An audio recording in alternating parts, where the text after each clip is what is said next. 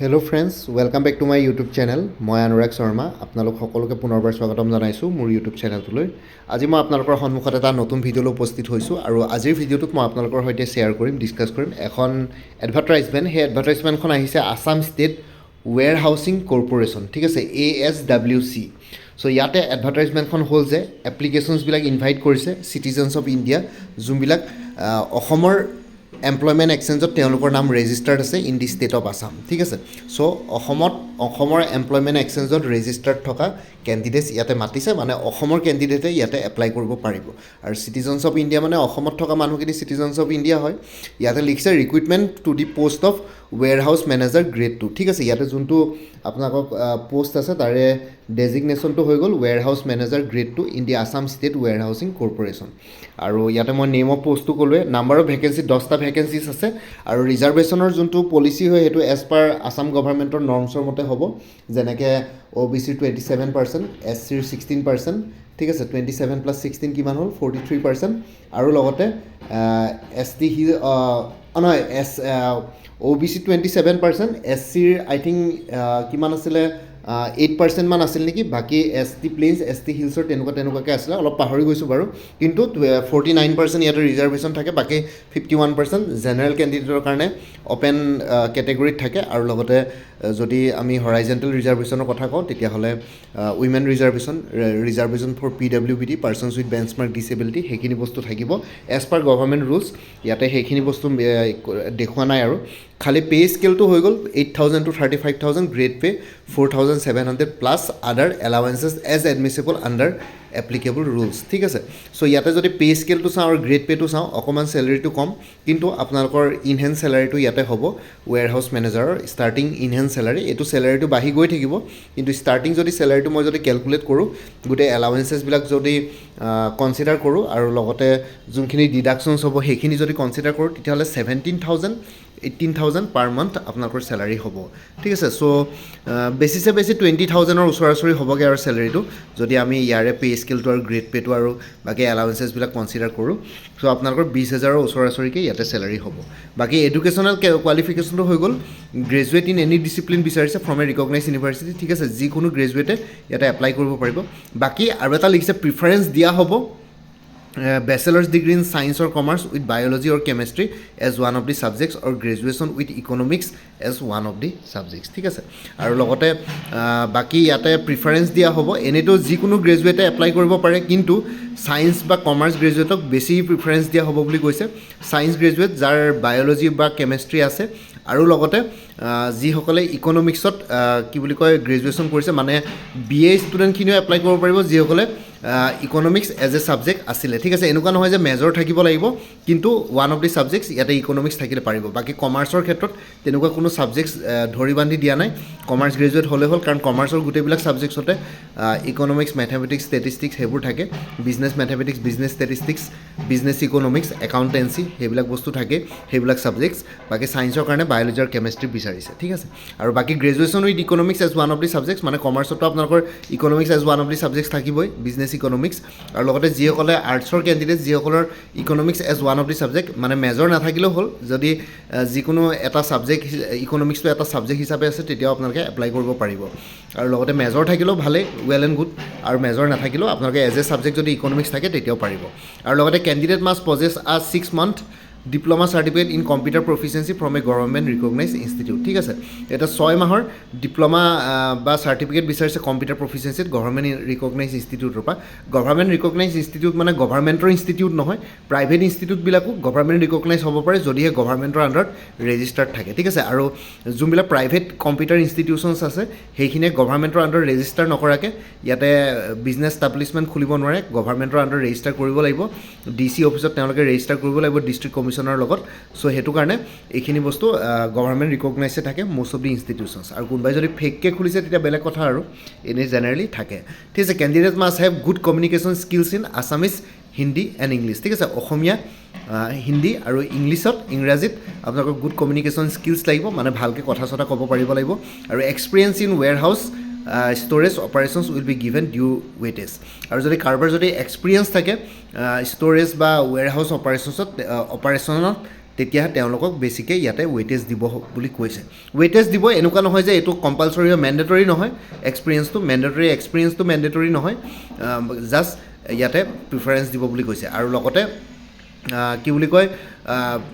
এনেই যিকোনো গ্ৰেজুৱেটে এপ্লাই কৰিব পাৰে কিন্তু ইয়াতে ছায়েন্স গ্ৰেজুৱেট বা কমাৰ্চ গ্ৰেজুৱেটক বেছি প্ৰিফাৰেঞ্চ দিব বুলি ইয়াতে লিখিছে ঠিক আছে কিন্তু এনেই আপোনালোকে চবেই এপ্লাই কৰিব পাৰিব যিকোনো গ্ৰেজুৱেটে বাকী এজ লিমিটটো হৈ গ'ল মিনিমাম এজ 21 ইয়াৰ্ছ 21 বছৰ হ'ব লাগিব আৰু মেক্সিমাম 38 ইয়াৰ্ছ হ'ব লাগিব মেক্সিমাম মানে আপাৰ এজ লিমিটটো 38 ইয়াৰ্ছতকৈ ওপৰত হ'ব নালাগিব আৰু এজৰ যোনটো কেলকুলেশ্যন ডেট হ'ব সেইটো 1 জানুৱাৰী 2026 পৰা ধৰিব মানে 1 জানুৱাৰী 2026 চনত আপোনালোকৰ বয়স 21 বছৰ বা তাতকৈ বেছি হ'ব লাগিব আৰু 38 বছৰ বা তাতকৈ তলৰ হ'ব লাগিব ঠিক আছে সেইটোৱে কৈছে এজ ৰিলেক্সেশ্যন আছে এছ চি কাৰণে 5 ইয়াৰ্ছ মানে 38 ইয়াৰ্ছটো আপাৰ এজ ৰিলেক্সেশ্যন থাকিলে মানে 43 ইয়াৰ্ছলৈকে হ'ব আৰু OBC কেণ্ডিডেটসকলৰ 3 ইয়াৰ্ছ ৰিলেক্সেশ্যন থাকিলে 41 ইয়াৰ্ছ বাকী যোনটো 38 ইয়াৰ্ছ কৈছে মেক্সিমাম এজ সেইটো জেনেৰেল আনৰিজাৰ্ভ কেটেগৰীৰ কাৰণে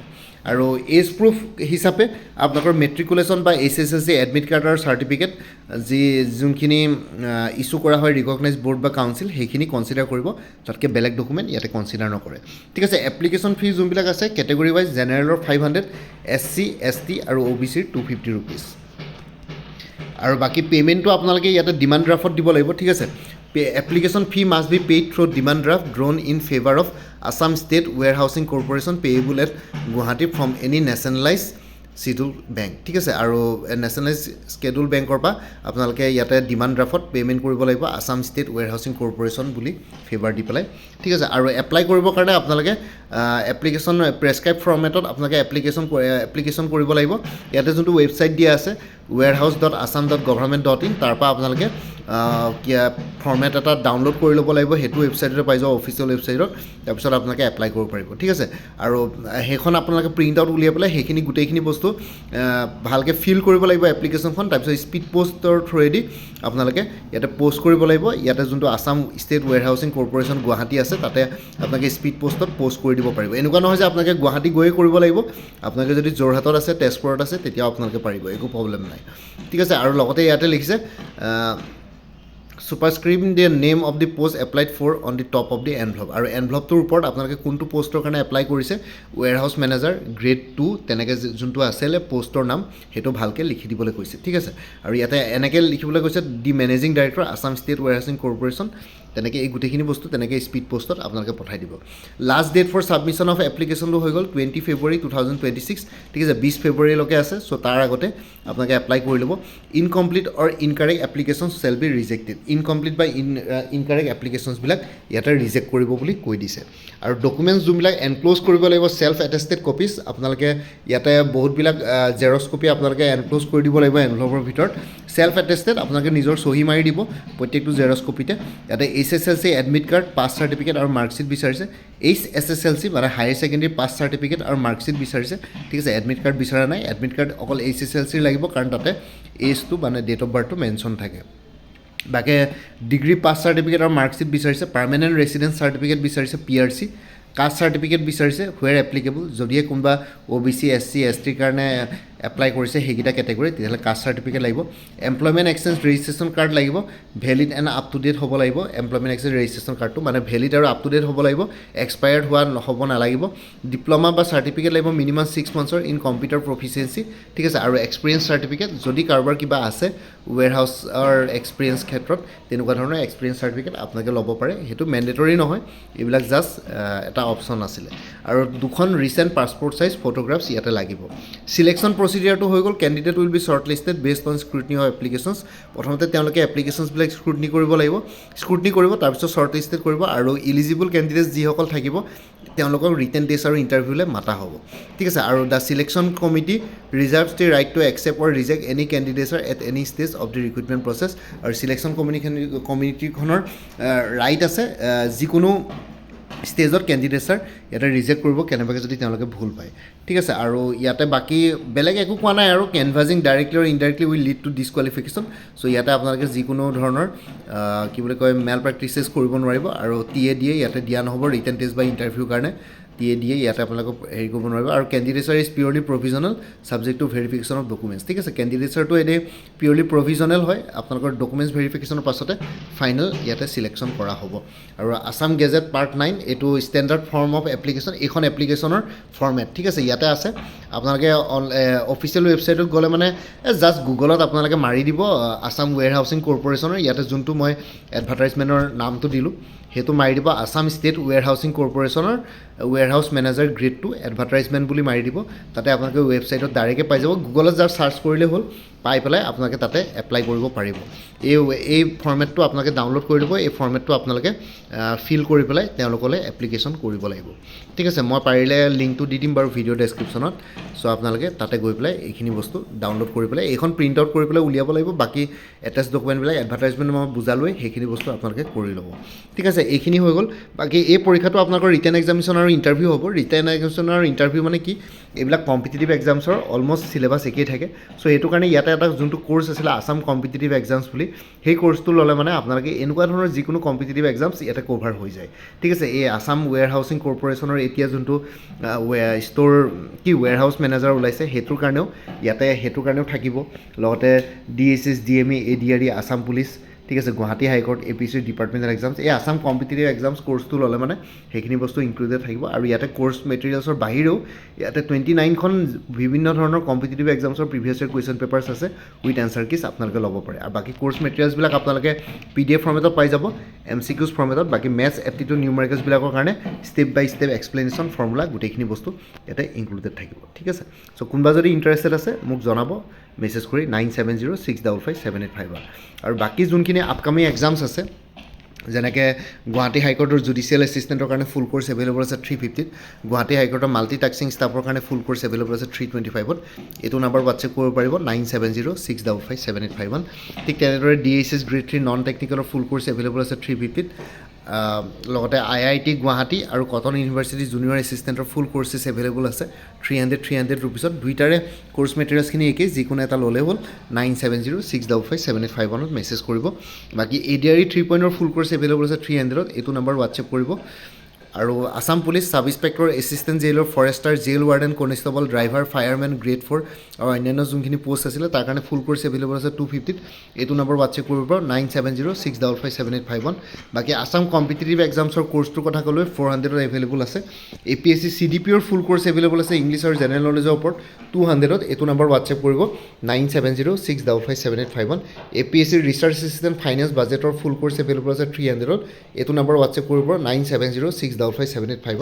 আৰু 29খন প্ৰিভিয়াছ ইয়েৰ কুৱেশ্যন পেপাৰ্ছৰ ছেটছ এভেইলেবল আছে উইথ এনচাৰ কিজ 100 ৰুপিছত এইটো নম্বৰ হোৱাটছএপ কৰিব 9706557851 বাকী কাৰেণ্ট এফেয়াৰ্ছ 2025-26 আৰু exam oriented maths aptitude numericals with step by step explanation আৰু ফৰ্মুলা এনেই কোৰ্চবিলাকত ইনক্লুডেড আছে কোনোবাই যদি বেলেগকৈ ল'ব বিচাৰে 100 ৰুপিছত এভেইলেবল আছে এইটো নম্বৰ হোৱাটছএপ কৰিব পাৰে বাকী APSC forest ranger soil conservation ranger full course available আছে ইংলিছ আৰু জেনেৰেল নলেজৰ ওপৰত 350 এইটো নম্বৰ হোৱাটছএপ কৰিব পাৰে বাকী আছাম এগ্ৰিকালচাৰ ইউনিভাৰ্চিটিৰ নন টিচিং পোষ্টবিলাকৰ কাৰণে ফুল কোৰ্চ এভেইলেবল আছে 300 এইটো নম্বৰ হোৱাটছএপ কৰিব পাৰিব 9706557851 APSC assistant engineer junior engineer full course available আছে জেনেৰেল ষ্টাডিজ আৰু ইংলিছ গ্ৰামাৰৰ ওপৰত 250 ৰুপিছত এইটো নম্বৰ হোৱাটছএপ কৰিব পাৰিব 9706557851 বাকী মোৰ পৰা কোৰ্চ ল'লে কাৰেণ্ট এফেয়াৰ্ছবিলাক লাইফ টাইম পাই থাকিব তাৰ কাৰণে কোনো ফাৰ্ডাৰ পে'মেণ্ট কৰিব নালাগে এটা জাষ্ট ৰিমাইণ্ডাৰ মেছেজ দিলে হ'ল প্ৰত্যেক মাহৰ ষ্টাৰ্টিং বা বিগিনিঙতে যে প্ৰিভিয়াছ মান্থ বা লাষ্ট মান্থৰ কাৰেণ্ট এফেয়াৰ্ছ লাগে মই লগে লগে আপোনালোকৰ সৈতে শ্বেয়াৰ কৰি দিম ঠিক আছে বাকী কোনোবা যদি ইণ্টাৰেষ্টেড কেণ্ডিডেটছ আছে এইটো নম্বৰ হোৱাটছএপ কৰি জনাব পাৰে 9706557851 আপোনালোকক কোনটো কোৰ্চ লাগে কোৰ্চৰ কণ্টেণ্টছখিনি শ্বেয়াৰ কৰিম লগতে পে'মেণ্টৰ লিংক দি দিম পে'মেণ্ট কৰাৰ লগে লগে গোটেই কোৰ্চটো নিজৰ হোৱাটছএপত PDF ফৰ্মেটত পাই যাব আৰু ইয়াতে যোনটো হোৱাটছএপ নাম্বাৰ দিয়া আছে এইটো অনুগ্ৰহ কৰি কল নকৰিব এইটো জাষ্ট হোৱাটছএপ মেছেজৰ কাৰণে এভেইলেবল কলৰ কাৰণে এভেইলেবল নহয় বাকী আগতে কোনোবাই যদি মোৰ পৰা কিবা কোৰ্চ লৈ উঠিছিলে এবাৰ জনাই দিব তেতিয়া আগৰ মেটেৰিয়েলছখিনি বাদ দি যোনখিনি নতুন মেটেৰিয়েলছ লাগিব সেইখিনি ল'লে হ'ল তেতিয়া প্ৰাইচটো অলপ কমি যাব বাকী ভিডিঅ' ডেছক্ৰিপশ্যনৰ কমেণ্ট ছেকশ্যন চেক কৰক তাতে কোৰ্চখিনি আৰু এবাৰ উল্লেখ কৰি দিয়া আছে লগতে মোৰ আৰু এটা চেনেল আছে অসম আইকো বুলি সেই চেনেলটোৰ লিংকটো ভিডিঅ' ডেছক্ৰিপশ্যনত দিয়া আছে আপোনালোকে সেইটো চেনেলো ছাবস্ক্ৰাইব কৰি ল'ব পাৰিব চ' ভৱিষ্যতলৈ এনেকুৱা ধৰণৰ কম্পিটিটিভ এক্সামছবিলাক দিয়াৰ ক্ষেত্ৰত আৰু অলপ এক্সট্ৰা গাইডেঞ্চ পাই যায় বাকী আজি মোৰ মোৰ ভিডিঅ'ছবোৰ চাই যদি ভাল পায় মোৰ চেনেলটো ছাবস্ক্ৰাইব কৰি ল'ব আৰু লগতে আপোনালোকৰ যিমানখিনি ফেমিলি ফ্ৰেণ্ডছ ৰিলেটিভছ আৰু চিনাকি এক্সপিৰিয়েঞ্চ আছে তেওঁলোকৰ লগত মোৰ চেনেলটো শ্বেয়াৰ কৰিব লগতে কমেণ্ট ছেকশ্যনত জনাব কিবা যদি কুৱেশ্যন থাকে ডাউট থাকে মই নিশ্চয় আপোনালোকৰ কুৱেশ্যনছ আৰু ডাউটছবিলাকৰ ৰিপ্লাই দিবলৈ চেষ্টা কৰিম বাকী আজিৰ ভিডিঅ'টো ইমানতে সমাপ্ত কৰি আপোনালোক সকলোৰ পৰা বিদায় দিলোঁ কাইলৈ পুনৰ এটা নতুন ভিডিঅ' লৈ আপোনালোকৰ সন্মুখত উপস্থিত হ'ম তেতিয়ালৈকে ভালকৈ প্ৰিপেৰেশ্যন কৰি থাকক সকলোলৈ অল দি বেষ্ট থাকিলে bye take care friends Bharat মাতা কি জয় জয় আই অসম